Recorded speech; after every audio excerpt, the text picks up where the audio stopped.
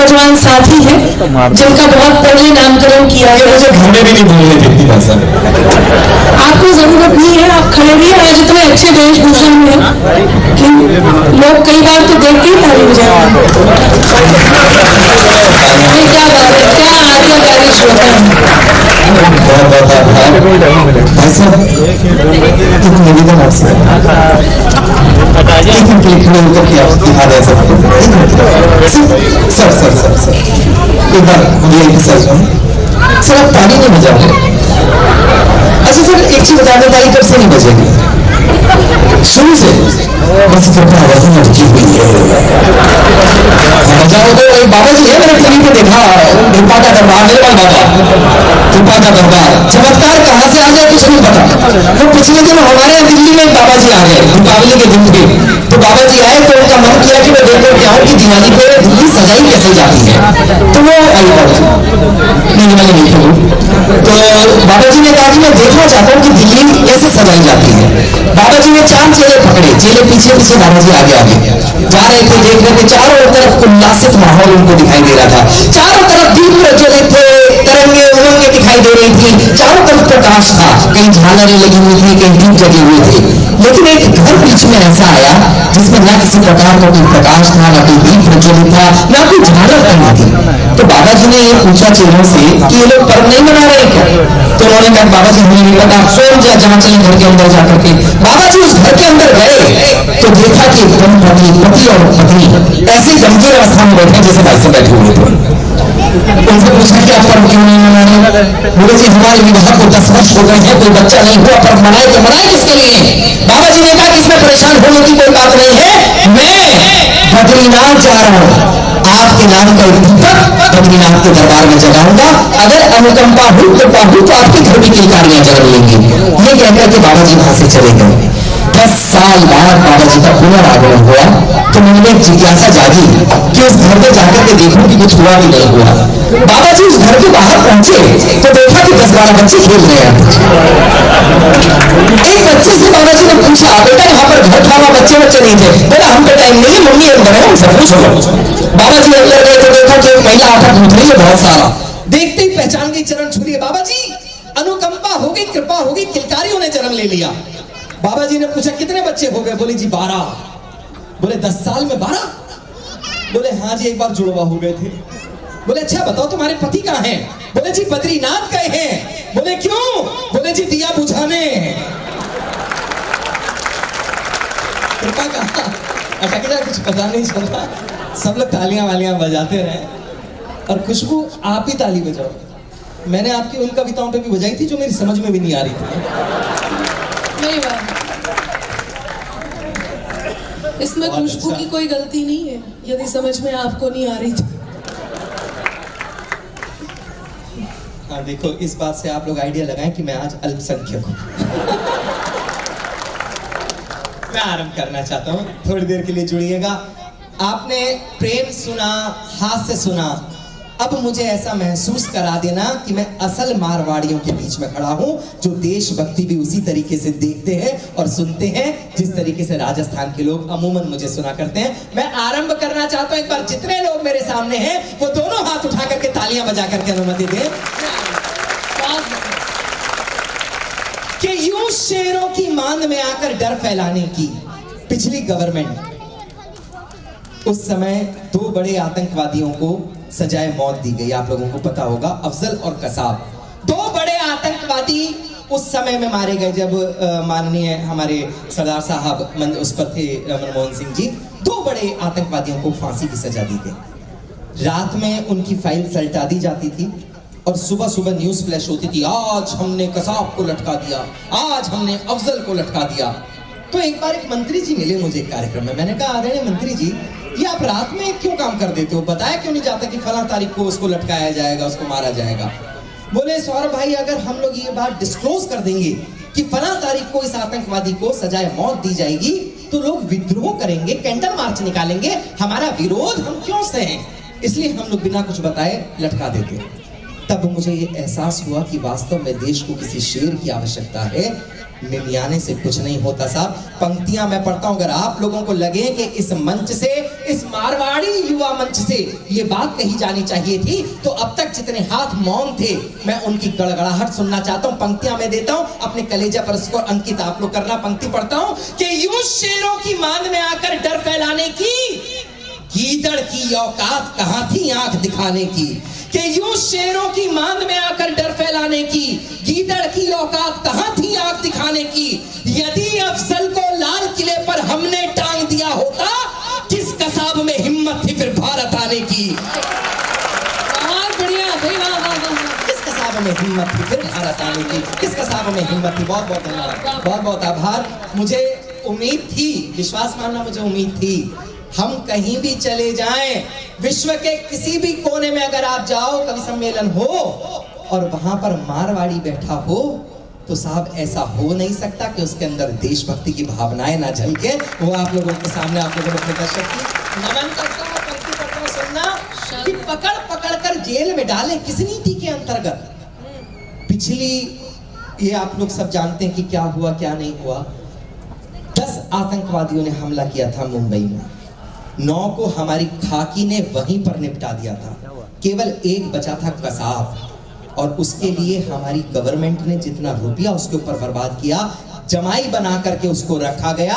सर्वाधिक टैक्स देने वाली समाज मेरे सामने बैठी हुई है, मैं उसके सामने ये प्रश्न पूछना चाहता हूं, मारवाड़ी अगर टैक्स ना दे तो हिंदुस्तान का 33% केवल मारवाड़ी भोगता है। तब मैं उन लोगों के सामने खड़े होकर के ये बात कहने की हिम्मत करता हूं, जितने लोग हैं मुझे आप लोग बताना कि आपके मन में भी ये दर्द जागृत होता है कि नहीं होता। लोग खड़े हो गए, हमारे तो दिल्ली के मुख्यमंत्री जी खड़े हो गए, बोले फांसी मत दीजिए, फांसी रोक दीजिए, इनका भी परिवार है, इनको फांसी मत दो, इनकी फांसी रोक दो, इनकी फांसी रोक दो। अपनी खांसी तो रुक नहीं रही थी, फांसी रोक दे। मैं पंक्ति पढ़ता हूं, अंदर अगर ठसके की तरह लगे तो उसका प्रभाव मुझे आप लोगों की तालियों के रूप में मौजूद हो, मुझ तक पहुंचे, इस बात की कल्पना करता हूं, आप तक बात पहुंचाता हूं कि पकड़ पकड़ कर जेल में डाले किस नीति के अंतर्गत, पकड़ पकड़ कर जेल में डाले किस नीति के अंतर्गत, हत्यारों की फांसी टाले किस नीति के अंतर्गत, कि हत्यारों की फांसी टाले किस नीति के अंतर्गत। भारत मां का तन घायल है, जिनके पहने दांतों से उन कुत्तों को घर में पाले किस नीति के अंतर्गत, उन कुत्तों को घर में पाले किस नीति के अंतर्गत, उन कुत्तों को घर में पाले किस नीति के अंतर्गत। और साहब 4 पंक्तियां और देना चाहता हूं इसी गोत्र की। थोड़ी देर के लिए अपने ऊपर से अगर कोई भी राजनीतिक दुशाला आप लोगों ने ओढ़ा हुआ हो तो वो उतार देना। मैं कभी भी किसी भी राजनेता या राजनीतिक दल के पक्ष में या विरोध में कविता नहीं पढ़ता, मैं व्यक्तियों की बात करता हूं। और अगर हम लोग में, हमारे एक बड़े कवि बात कहते कि अगर हम लोगों ने दलों को वोट देने के स्थान पर अच्छे लोगों को वोट देना शुरू कर दिया होता तो हमें राजनीति की आवश्यकता नहीं पड़ती। जितनी पार्टी है वो अच्छे लोगों को खड़ा करती, हम लोगों ने पार्टियां चुननी शुरू कर दी, ये सबसे बड़ा अपराध हम लोगों ने किया। मैं एक अच्छे व्यक्ति की बात करता हूं, मैं एक परिवर्तन की बात करता हूं। उत्तर प्रदेश से आता हूं साहब, मैंने परिवर्तन देखा है मेरे प्रदेश में, और अगर आप लोगों को वो परिवर्तन जायज लगे तब आप जितने भी यहाँ पर बैठे हैं मुझे आप लोग इत्तला करना, सूचित करना कि सौरभ तुमने सच का साथ देने की हिम्मत की है। अगर कोई अच्छा काम कर रहा है तो मैं उसके साथ हूँ, ये मेरे लिए गर्व की बात है। मेरे ऊपर किसी पार्टी का कोई स्टैंप नहीं है, ना मैं भाजपा का हूँ ना मैं कांग्रेस का हूँ, और सब आदमी तो मैं मायावती का भी नहीं है। पंक्ति पढ़ता हूँ, बिल्कुल जायज लगे आप लोग तब साथ देना। हम लोग मूवीज देखने जाते थे थिएटर में, तो जब वहां पर पिक्चर शुरू होती थी तो राष्ट्रगान बजा करता था। राष्ट्रगान के सम्मान में हम लोग खड़े हो जाते थे, तो कुछ लोग बैठ करके हमारी खिल्ली उड़ाते थे, देखो राष्ट्रभक्त खड़े हो गए, देखो देशभक्त खड़े हो गए। बड़ा मन कचोटता था कि हम कुछ कर नहीं पा रहे। लेकिन आज जो मुख्यमंत्री वहां पर है वो ये कहता है कि जिस किसी के अंदर हिम्मत हो वो हमारे राष्ट्र का अपमान करके बताओ, उनकी घर की कुर्की करके हम बताएंगे कि हिंदुस्तान में रहा कैसे जाता है। ये शेर, ये बदलाव हम लोगों ने देखा। तब मैं पंक्तियां पढ़ता हूं, नासूर बना हुआ है कश्मीर हमारे लिए, धारा 370 हटा तो दी गई लेकिन अभी भी वहां पर स्थितियां सुलझी नहीं है। अगर आप लोगों को लगे कि जो सौरभ ने कहा है वो सही है और हमें समर्थन करना चाहिए, तब जितने लोग यहाँ पर हैं, मैंने कहा कि थोड़ी देर के लिए पार्टियों के दुशाले उतार करके केवल ये सोचना कि हमारे भारत के पक्ष में क्या है। मैं हिम्मत करता हूं पढ़ने की और आप लोग स्वीकार करने की हिम्मत करना। पंक्तियां देता हूं, सुनना। स्वागत कि राष्ट्रभक्ति के पृष्ठों से तुम नाम भले हटवा देना, राष्ट्रभक्ति के पृष्ठों से तुम नाम भले हटवा देना, मेरे जिस्म के टुकड़े चीलो कफ्फों को बंटवा देना। मैं कहता हूं एक बार कश्मीर भी दे दो योगी को, आतंकवाद यदि बचे तो मुझको इंचों में कटवा देना।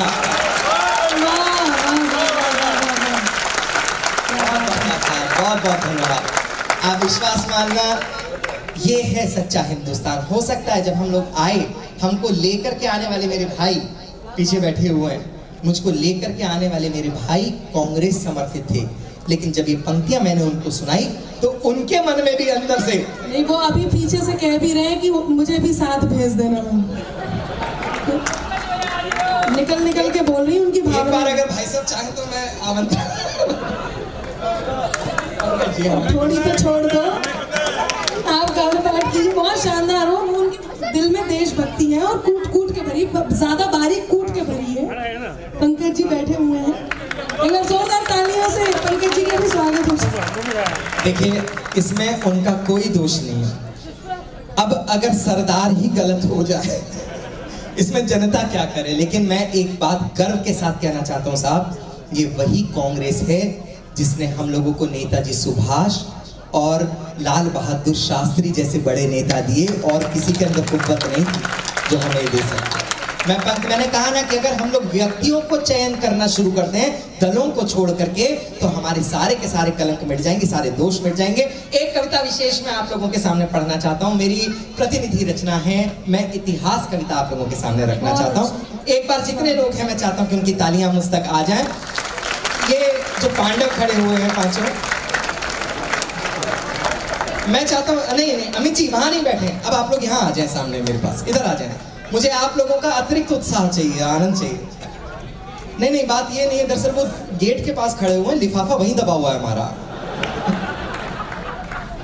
मैं आरंभ करता हूँ, सुनिए, पंक्तियां पढ़ता हूँ। आप विश्वास मानना, मैं एक मन की बात आप लोगों को बोलूं।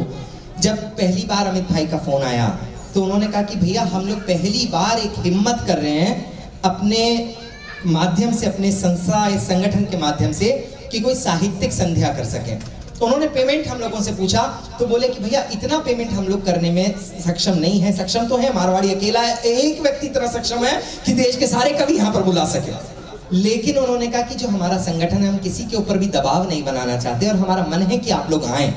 हम लोग बहुत कम पेमेंट में हम लोगों ने स्वीकृति दी। क्यों दी वो बात मैं आप लोगों तक पहुंचाता हूँ। दो मित्र एक जंगल की पगडंडी से गुजर रहे थे, बिल्कुल मौन होकर के, शांति के साथ। दोनों बिल्कुल सन्नाटे में आगे बढ़ रहे थे।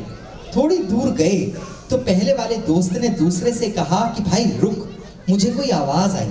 दोनों दोस्त वहां रुके और उन्होंने झाड़ियां टटोली, तो ये देखा कि एक 5 रुपए का सिक्का एक झाड़ी में अटका हुआ था, जो उनकी कदमों की आहट से उसमें झंझनाहट हुई, स्पंदन हुआ, और वो गिरा, जिसकी खनक उनके कानों में पहुंची। मित्र बढ़ा, उसने 5 रुपए का सिक्का उठाया, जेब में रखा और आगे बढ़ गए। थोड़ी दूर जाने के बाद दूसरे वाले दोस्त ने कहा कि भाई रुक, मुझे भी कोई आवाज सुनाई दी। फिर दोनों रुके, दोनों ने झाड़ियां टटोली, तो देखा कि एक तितली एक झाड़ी में फंसी हुई है और आजाद होने के लिए अपने पर फड़फड़ा रही है। दोस्त आगे बढ़ा और उस तितली को पकड़ के आजाद कर दिया, उड़ा दिया। तो पहले वाले दोस्त ने एक प्रश्न उससे रखा कि भाई वहां पर सिक्का गिरा था, तुझे उसकी आवाज सुनाई नहीं दी, यहाँ पर एक तितली ने अपने 2 पर फड़फड़ाए और तुझे उसकी आहट आ गई, ऐसा क्यों? अगर उसका उत्तर अमित जी, इन कवियों का उत्तर हमारा उत्तर लगे, तब आप लोग मुझे समर्थन देना। उस दोस्त ने कहा कि भाई वहां पर धन गिरा था, तुझे धन की आवाज ने प्रभावित किया और मुझे मन की आवाज ने प्रभावित किया। तेरे मेरे बीच में केवल अंतर है, हम मन की मनोहार पर आप लोगों के बीच है। निश्चित तौर पर हम यहाँ से बाहर बाद में निकलेंगे, वो हमारा लिफाफा पहले दे देंगे, लेकिन इस समय हमारी जो प्रस्तुति है वो किसी लिफाफे के लिए नहीं है, आप लोगों के मन के लिए है। एक बार मन से अपना परिचय मुझ तक पहुंचाएं। मैं आ रहा हूं। कि बहुत सो चुके अब उठ जाओ, समय नहीं ये सोने का। बहुत सो चुके अब उठ जाओ, समय नहीं ये सोने का। अब तक खोया बहुत करो प्रण, अब कुछ भी ना खोने का। राम जन्मभूमि खोई थी, खोए ताजमहल हमने। राम जन्मभूमि खोई थी, खोए ताजमहल हमने। मुगलों के आतंक से खोए कितने राजमहल हमने। मुगलों के आतंक से खोए कितने राजमहल हमने। गोपाचल की हर प्रतिमा जुल्मों की कथा सुनाती है, कि गोपाचल की हर प्रतिमा जुल्मों की कथा सुनाती है। किसने कैसे लूटा हमको चीख चीख बतलाती है। किसने कैसे लूटा हमको चीख चीख दर्शाती है। किसने कैसे लूटा हमको चीख चीख दर्शाती है। पृथ्वीराज ने गौरी को 16 युद्धों में जीता था। ये बच्चे अब जिसके भी हैं, मैं थोड़ी देर के लिए कहता हूँ बेटा आप उठना मत आप। मैं एक स्कूल भी चलाता हूँ, मुझे वो सारे उपक्रम आते हैं कि बच्चे चुप कैसे रहते हैं, लेकिन मेरा मन ये है कि थोड़ी देर के लिए, अरे भैया रोक लो इस भविष्य को।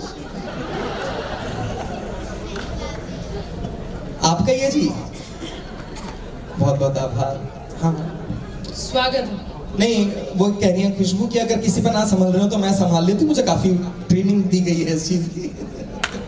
मैं पंक्तियां पढ़ता हूँ। देखिए मन भटकता है, थोड़ी देर के लिए बस आप लोग मन देना। ये मेरा दावा है कि थोड़ी देर यात्रा आप मेरे साथ कर लेंगे, उसके बाद मैं आपको कहीं नहीं जाने दूंगा। मैं पंक्तियां पढ़ता हूँ, थोड़ी देर मेरा साथ देना, पंक्तियां आप लोगों तक पहुंचे। कि पृथ्वीराज ने गौरी को 16 युद्धों में जीता था। अनवरत लड़े 40 युद्ध, वो बाजीराव सा चीता था। मेरे पिताजी अतिरिक्त देशभक्त डबल नेकर वाले, उन्होंने मेरे से कहा कि सौरभ पृथ्वीराज चौहान शुरू हुआ है टीवी सीरियल पर, एक पूरा का पूरा सीरियल शुरू होना था चैनल पर। बोले सौरभ पृथ्वीराज चौहान शुरू हुआ है, इसे जरूर देखना, तुम्हारे को कंटेंट अच्छा मिलेगा। साहब पहले एपिसोड से आखिरी एपिसोड तक देखा पृथ्वीराज चौहान, लेकिन वो संयोगिता के दुपट्टे से बाहर नहीं निकले। मुझे ये नहीं समझ में आया कि ये इतिहास हमें बताना क्या चाहते हैं। कौन थे पृथ्वीराज चौहान, कौन थे बाजीराव? बाजीराव को मरते हुए दिखा दिया आप लोगों ने इश्क में, जिसने 40 युद्ध अपने जीवन में लड़े, एक भी नहीं हारा। आप हमारे इतिहास के साथ खिलवाड़ करो और हम मौन रह जाएं। मैं क्षमा प्रार्थी हूँ साहब, इतना हमारा खून अभी ठंडा नहीं हुआ, इसमें उबाल है। पंक्ति बहुत अच्छी बात है। पृथ्वीराज ने गौरी को 16 युद्धों में जीता था। अनवरत लड़े 40 युद्ध, वो बाजीराव सा चीता था। उस बाजीराव को मस्तानी के इश्क में मरता दिखा दिया। पृथ्वीराज के शौर्य को प्रेम का पानी भरता दिखा दिया। वो महाराणा जिनके बारे में दिखा सके वो थोड़ा था। एक 40-50 किलोग्राम का आदमी खड़ा किया और हम लोगों से ये कहा गया कि इसको महाराणा प्रताप मान ले। आपको नहीं पता था महाराणा प्रताप कौन है, तो आज भी एक बार उदयपुर हो आओ, उनके महल में उनके वसन रखे हुए हैं, जिन वसनों को पहन करके वो शेर युद्ध मैदान में उतरा करता था। एक नहीं, दो नहीं, 220 किलोग्राम का वो पूरा का पूरा वसन और उनका भाला था, जिसको लेकर के वो शेर यात्रा किया करता था। आप लोग कल्पना करना, आप भेड़ को खड़ा करके ये कहते हो कि हिंदुस्तान उसको शेर मान ले, तो मैं आपत्ति व्यक्त करता हूं और आप लोगों तक पंक्तियां पहुंचाता हूं। बात पहुंच जाए तो आप लोग मन के साथ सुनना। मैं पंक्तियां आप लोगों तक देना चाहता हूं, सुनना। कि पृथ्वीराज के शौर्य को प्रेम का पानी भरता दिखा दिया। वो महाराणा जिनके बारे में दिखा सके वो थोड़ा था, कि वो महाराणा जिनके बारे में दिखा सके वो थोड़ा था। जिस भाव को छू पाए उससे कहीं ज्यादा उनका घोड़ा था। बहुत बढ़िया था। राजस्थान मुझे दिखाई देना चाहिए साहब। मारवाड़ के सामने खड़ा हो सौरभ, मुझे एहसास होना चाहिए कि मैंने उन राजस्थानियों के सामने कविता पढ़ी है जिनके मन में आज भी चेतक की टापे हो तो उनकी धड़कनें बढ़ने लगती हैं। एहसास होना चाहिए। मैं पंक्ति पढ़ता हूँ, आप लोगों तक बात पहुंच जाए। कि हमको बतलाया जाता है अकबर महान इतिहासों में। आप लोगों ने भी पढ़ा होगा द ग्रेट अकबर, अकबर महान हमारे पाठ्यक्रम में है साहब। मैं इस बात का प्रबल विरोधी हूं, यदि इतिहास में आप लोगों को गांधी जी के साथ गोड से स्वीकार नहीं है तो महाराणा प्रताप कर देना। बहुत बढ़िया। या तो आप ये कहें कि अकबर महान था, या ये कहें कि महाराणा प्रताप गलत थे। इन दोनों को हम एक साथ स्वीकार नहीं कर सकते। मैं पंक्ति पढ़ता हूं, अंदर अगर मन अंतुलित हो तो उसकी झलक मुझ तक पहुंचनी चाहिए। मैं पंक्तियां देता हूं और आप लोगों तक बात पहुंचे। पंक्तियां सुनिएगा। स्वागत है वाह। कि हमको बतलाया जाता है अकबर महान इतिहासों में, नहीं मिलता शाहजहां जैसा कोई प्रतिमान इतिहासों में। कि नहीं मिलता, कौन था ये शाहजहां? ये बताया जाता है कि हम अगर प्रेम की सबसे बड़ी कोई प्रतिमूर्ति हमारे इतिहास में है तो वो ताजमहल है। वो ताजमहल जो किसी एक व्यक्ति की हत्या करके, उसकी पत्नी के साथ बलात्कार करके उसको अपनी तीसरी बेगम बनाया जाए और उसकी 14वीं डिलीवरी के दौरान उसकी मृत्यु हो जाए, और मृत्यु के उपरांत उसकी जो खुद की बेटी थी जहां आरा, क्योंकि उसकी शक्ल मिलती थी मुमताज से, तो आपका दिल अपनी बेटी पर मोहित हो जाए और आप उस प्रेम को जायज ठहराने के लिए आपके मौलवी ये कहें कि जो वृक्ष कोई माली लगाता है तो उसका फल खाने का अधिकार उसको होता है। आप ऐसा इतिहास पढ़ोगे और हम इस इतिहास को मान ले, इससे बड़ी शर्म की कोई बात नहीं हो सकती। मैं विरोध करता हूं, जितने लोग मेरे सामने बैठे हैं उनके हस्ताक्षर चाहिए। पंक्ति पढ़ने की हिम्मत करता हूं, सुनना। स्वागत है। कि हमको बतलाया जाता है अकबर महान इतिहासों में, नहीं मिलता शाहजहां जैसा कोई प्रतिमान इतिहासों में। कि नहीं मिलता शाहजहां जैसा कोई प्रतिमान इतिहासों में। बेबस के पति का वध कर जबरन देह को जिसने लूटा था, वहशी नजरों से सिंदूरी कोई दामन ना छूटा था। यदि ये महान थे तो वो कौन थे जो असमत से खेले थे? कि यदि ये महान थे तो वो कौन थे जो असमत से खेले थे? जिनकी बर्बरता के कोड़े हमने पीठों पर झेले थे। कि जिनकी बर्बरता के कोड़े हमने पीठों पर झेले थे। और अब मैं बताता हूं कि महान कौन थे। सुनने के लिए भारत तैयार होना, ये सिलचर तैयार होना, ये मारवाड़ी समाज तैयार होना। मैं पढ़ता हूं पंक्तियों में, बात पहुंच जाए। कि वो कौन थे जिनकी औलादें दीवार में जिंदा चुनवा दी। पढ़ाना है साहब, इतिहास में ये पढ़ाया होता। मैं एक बात, अम्मा जी आप जा रही हैं खाना खाने, मैं एक बात आपको बता दूं, मेरे को श्राप मिला हुआ है। कोई अगर मेरी कविता बीच में छोड़ करके जाता है तो मैं पूरी रात आके उसको सपने में कविता सुनाता हूं। खैर अब जाने वाले को कौन रोक सका, निकल रहे हैं लोग। मैं बहुत बहुत आभार। मैं फिर एक बात कहूंगा, अगर हम लोग 100 किलो दूध को उबालते हैं तो उसमें से मावा केवल 10 किलो प्राप्त होता है। जो छाछ है वो जाएगा, जो मक्खन है वो मेरे सामने यहाँ पर बैठ करके कविता सुन रहा है। ये सब मक्खन ही है जो यहाँ बैठे हुए हैं। बहुत बहुत आभार। पंक्ति सर, बहुत बहुत आभार। पंक्ति पढ़ता हूँ, सुनना। निवेदन करता हूँ, बात पहुंच जाए। कि वो कौन थे जिनकी औलादें दीवार में जिंदा चुनवा दी। वो कौन थे जिनकी औलादें दीवार में जिंदा चुनवा दी। जिनकी आंखों को नोच देह तपते तेलों में भुनवा दी। कि जिनकी आंखों को नोच देह तपते तेलों में भुनवा दी। जिनको भेड़ों की खाल उड़ाकर लाल किले पर बंधवाया। जिन गुरु के बेटों को अंतिम सांसों तक तुमने तड़पाया। वो कौन थे जो हल्दी घाटी में दुर्ग की भांति अड़ते थे। कि वो कौन थे जो हल्दी घाटी में दुर्ग की भांति अड़ते थे। शीश भले कट जाए किंतु धड़ शत्रु से लड़ते थे। धड़ शत्रु से लड़ते थे। अगर पूरे हिंदुस्तान में वीरता का सच्चा पर्याय कोई चाहता है तो केवल राजस्थान लिख देना, उससे बड़ा कोई पर्यायवाची नहीं हो सकता। ऐसा मैंने सीखा है। मैं पंक्ति पढ़ता हूं, बहुत मैं बहुत मन के साथ पढ़ता हूँ, बहुत मन से आप लोग सुन रहे हैं, उसके लिए बहुत बहुत आभार। अमित भैया, ये पूरी टीम, मैं उसका हृदय से आभार व्यक्त करता हूँ कि पहली बार उन्होंने कवि सम्मेलन किया। यार ये चारों तरफ है, ये भगवान हो गए, कहीं भी प्रकट हो जाते। अमित जी आज इस बात से ही बहुत खुश है कि ये खुशबू की तरह सब जगह फैले हुए हैं। ये देखो, ये गवाही दे रहे हैं आपके, ये मुखबिर है सब। ये ताली खुशबू के लिए बजी थी, अमित जी के लिए। ये मुखबिर है, सबको पता है पॉल असली। मैं देशभक्ति ठीक भी पढ़ रहा हूँ या वही करना है? बहुत बढ़िया पढ़ रहे हैं आप। मैं पंक्ति पढ़ता सुनना कि पढ़ना है बलिदान पढ़ो तुम जाकर हाड़ी रानी का। वाह। एक बार हाथ उठा करके मुझे बताना कि हाड़ी रानी की कथा किस किस को पता है।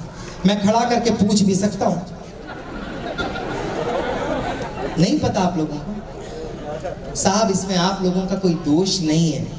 दरअसल हम लोगों को हमारे पाठ्यक्रम में ये तो बताया गया कि गांधी जी की बकरी को बांधने वाली रस्सी किस म्यूजियम में रखी हुई है, लेकिन हमें ये नहीं बताया गया कि हाड़ी रानी कौन थी। जाकर के इतिहास को एक बार इंटरनेट पर सर्च करना, हाड़ी रानी को, आप लोगों को पता चलेगा कौन थी। राणा रतन सिंह के विवाह को केवल 3 दिन हुए थे रानी से, केवल 3 दिन।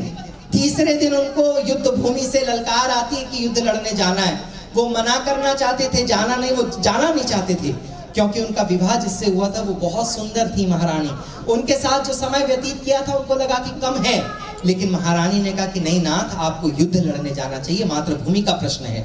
वो गए युद्ध लड़ने, और प्रथम रात्रि में रानी को उन्होंने खत लिखा, प्रेम पत्र वापस भेजा एक पत्रवाहक के माध्यम से।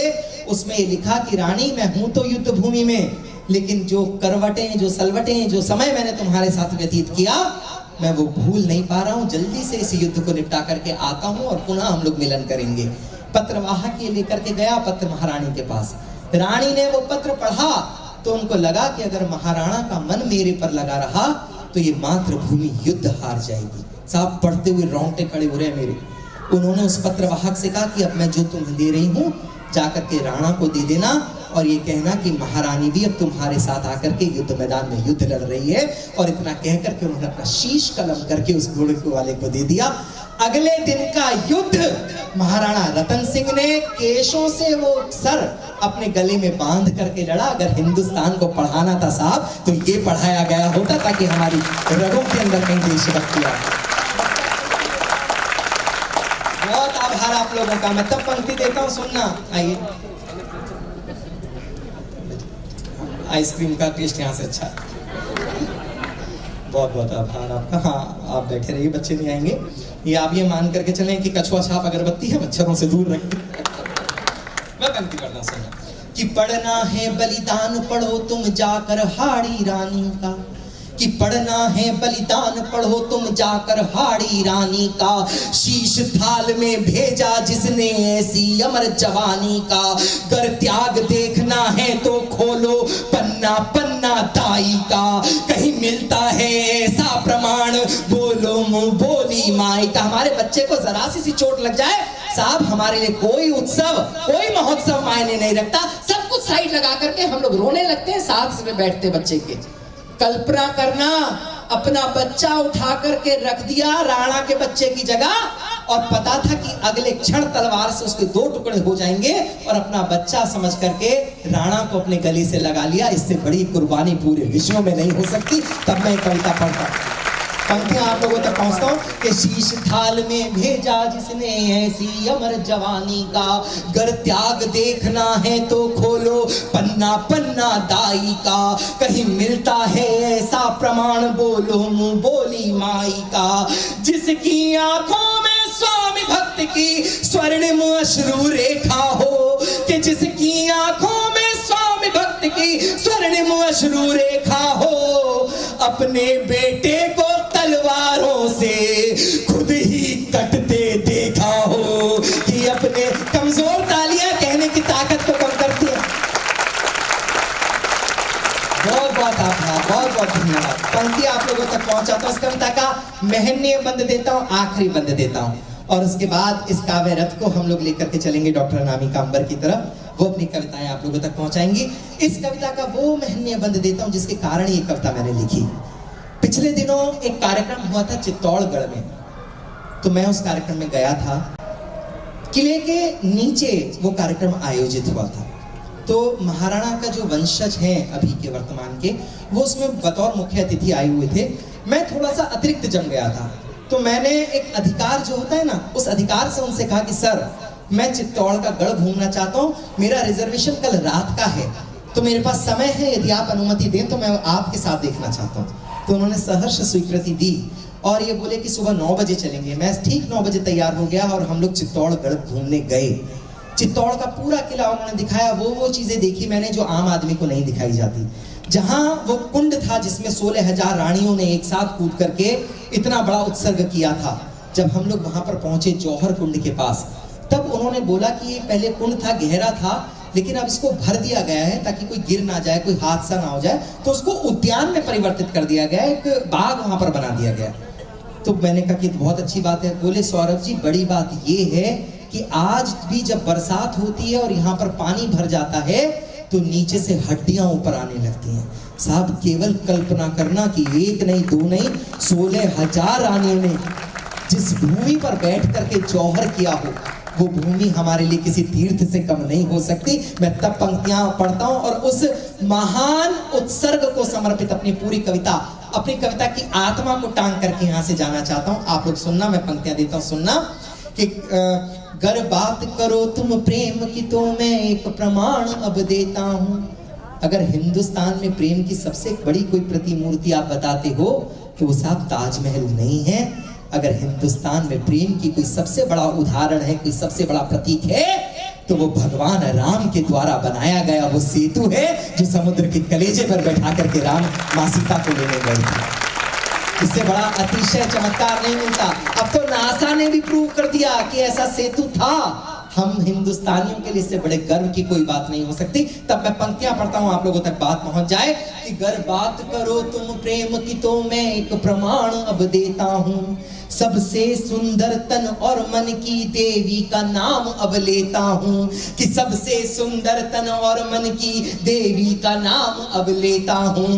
वो शील गुणों की धारी छत्राणी थी, वीर थी वो सती थी कि वो शील गुणों की धारी छत्राणी थी, वीर थी वो सती थी। वो शील गुणों की धारी छत्राणी थी, वीर थी वो सती थी। सौंदर्य और चारित्र का तो संयुक्त रूप पद्मावती थी कि सौंदर्य और चारित्र का तो संयुक्त रूप पद्मावती थी। खिलजी से युद्ध लड़ा जाकर फिर पति को मुक्त कराया था कि खिलजी से युद्ध लड़ा जाकर फिर पति को मुक्त कराया था। गोरा बादल का देश प्रेम तब सबके सन्मुख आया था कि गोरा बादल का देश प्रेम तब सबके सन्मुख आया था। खिलजी ने चिड़ चित्तौड़ को घेरा, थके भूख से पस्त हुए। पद्मावत किस किसने देखी एक बार हाथ उठा करके बताना। सबने देखी है, सबको स्टोरी मालूम होगी। चारों तरफ से घेर लिया गया, 1 लाख सैनिक लेकर के पहुंचा था खिलजी। हमारे बच्चे भूख से मरने लगे, अंदर रसद खत्म हो गई, राशन खत्म हो गया, बच्चे भूख से मरने लगे, रानियां भूख से मरने लगी। लेकिन हमारे राणाओं ने कोई कदम ऐसा नहीं उठाया जो हमारे इतिहास को कलंकित कर दे। तब उन्होंने जो कदम उठाया वो कदम पढ़ करके अपना स्थान लेता हूं, सुनना कि खिलजी ने चिड़ चित्तौड़ को घेरा, थके भूख से पस्त हुए। जो कविता के पारखी लोग हैं उनके पास अपनी कॉपी जचवाने के लिए भेजता हूं, सुनना कि खिलजी ने चिड़ चित्तौड़ को घेरा, थके भूख से पस्त हुए। लड़ते लड़ते राणा के सूर्य सब पूर्व दिशा में अस्त हुए कि लड़ते लड़ते राणा के सूर्य सब पूर्व दिशा में अस्त हुए। इस खबर से पद्मिनी के दिल में विस्फोट हुए बारूद कई। शौर्यशील का बचा के वो जौहर की ज्वाल में कूद गई। अप्रतिम था सौंदर्य रूप, ऐसा रूप जिसका कभी कोई व्याख्यान नहीं हुआ। एक बार देखा था खिलजी ने, वो भी आईने के अंदर, साक्षात नहीं देखा। आज तक ऐसा कोई इतिहास में रूप नहीं है जिसको बिना देखे इतना बड़ा युद्ध रच दिया गया हो, इतना बड़ा युद्ध हो गया हो। किसी कवि ने कभी कोई कल्पना नहीं की इतने बड़े युद्ध की, केवल एक सौंदर्य को देख करके। क्या होता है जौहर, एक बार जाकर के मोमबत्ती के ऊपर 1 मिनट के लिए उंगली रख लेना, हाथ रख लेना, आपको पता चल जाएगा कि जीवित अवस्था में प्राणोत्सर्ग अग्नि के साथ करना क्या होता है। 1 नहीं 2 नहीं, केवल लाशें थी वहां पर। अनुमान लगाना कितने होंगे। 16,000 रानियों ने प्राणों का उत्सर्ग किया था। कैसा भयावह दृश्य होगा। और हमारी माता ने, माँ पद्मावती ने उस सौंदर्य के साथ क्या किया। सौरभ ने इससे अच्छा कुछ नहीं लिखा। ये 2 लास्ट पंक्तियां आप लोगों को पढ़ करके यहाँ से जाना चाहता हूँ, सुनना कि शौर्यशील का बचा के वो जौहर की ज्वाल में कूद गई। अप्रतिम था सौंदर्य रूप, अप्रतिम था सौंदर्य रूप, अप्रतिम था सौंदर्य रूप जो मोम की भांति गला दिया। कि अप्रतिम था सौंदर्य रूप जो मोम की भांति गला दिया। अप्रतिम था सौंदर्य रूप जो मोम की भांति गला दिया। खिलजी के मुंह पर थूक के तन तपती लपटों में जला दिया। तपती लपटों में जला दिया। पूजा की थाली का प्रसाद कुत्तों का ग्रास नहीं होगा। कि पूजा की थाली का प्रसाद कुत्तों का ग्रास नहीं होगा। बुनियादों पे छूट के निर्मित अब इतिहास नहीं होगा। भारत माता की, भारत माता की। पंकज जी आप भी बोल लो। माना नाराज हो नहीं, ऐसा नहीं। बहुत बहुत आभार आप लोगों का। आइए साहब, क्रम को वहां लेकर के चलना चाहता हूं जहां अब आप लोग स्तब्ध रहने वाले हैं। थोड़ी देर के लिए अब आप लोग ये महसूस करेंगे कि जो तवा मैंने गर्म किया है उस तवे पर आकर के श्रृंगार के छींट मारने का जो सलीका होना चाहिए वो मंच के पास, मंच पर किस कवित्री के पास है, का प्रतिनिधित्व करता है। ऐसी डॉक्टर अनामिका जैन नंबर आप लोगों के सामने है। मैं पंक्तियों से अब आमंत्रण देना चाहता हूँ उस बड़ी कवित्री को जिसका ये समय है, जो अब आप लोगों तक आकर के अपने मन की बात आप तक पहुंचाएंगी। शायद कविता की शुचिता की यदि हम लोग बात करें, अनामिका किस रस में लिखती हैं आज तक मैं नहीं जान पाया। मेरे लिए कहा जाता है अमित जी की मैं वीर रस का कवि हूँ, हास्य का संचालक हूँ, लेकिन अनामिका किस रस में लिखती हैं मानिक जी हमें नहीं पता। और वो किस रस में आप लोगों तक अपनी कविताएं पहुंचाएंगी हमें नहीं पता। देखिए मुझे 2 ही नाम पता थे, मैंने दोनों बोल दिए। अब देखो भाई साहब वो तो पेमेंट देंगे, एक आधी ज्वेलरी आप भी दे देना।